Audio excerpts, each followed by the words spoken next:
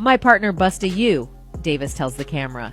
"When we pulled up, I was in the front seat." Davis says the shots came from the back, but does not name the shooter. Going to keep it for the code of the streets.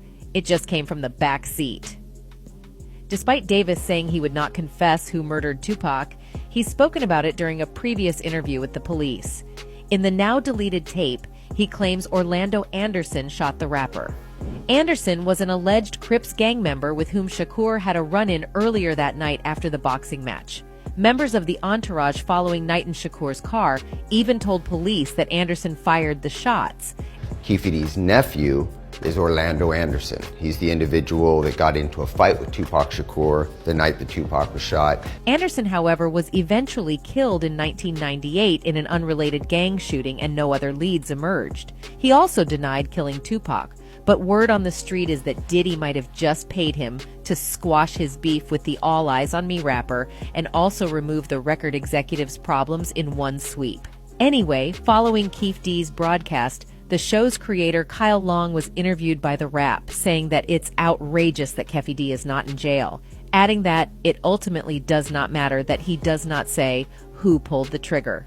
But it seems the authorities had an epiphany because after those details came out, they decided to pursue that line. See, reports from a couple of days ago confirmed that authorities got clearance to invade Keefe D's home, and they did with their full force, no less.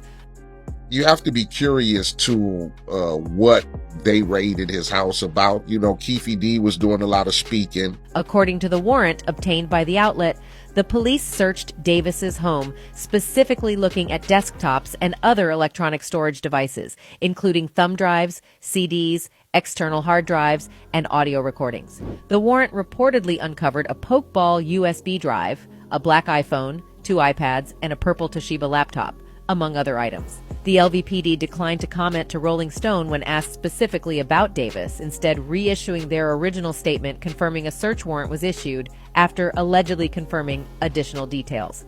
"We will have no further comment at this time," the statement concluded. Now, what ties Diddy to this whole story is that he had the most to gain from Tupac's passing. Although, according to Detective Kading, it seems there was more to Diddy's alleged involvement in the crime. From what he said, Diddy allegedly taking Pac out might have just been to get Suge off his back. He was in a precarious situation where Suge Knight was actively hunting him down. Suge held him responsible for the 1995 death of a friend in Atlanta, so there was this sense of desperation that Combs was working from, Kading claimed. He said after Shakur's death, a vengeful Knight shelled out $13,000 to his own hitman, Bloods member Wardell Poochie Faust, to kill Smalls, an artist and friend of Diddy's, as retaliation. Now, the problem with this is that the only way Diddy could have known Suge would come after him is if he found out through someone in Suge's gang. And guess what gang Keefe D has been reported to have connections with? See why Diddy might be in trouble? Some people on the internet seem to believe Keefe D's plan from the beginning, knowing he couldn't be prosecuted, was to lead authorities back to Diddy. One person with a similar perspective to this wrote, "This man willingly went in an interview and basically admitted to being part of the crime. It was only a matter of time before it caught up with him. This news isn't as surprising as folk making it out to be."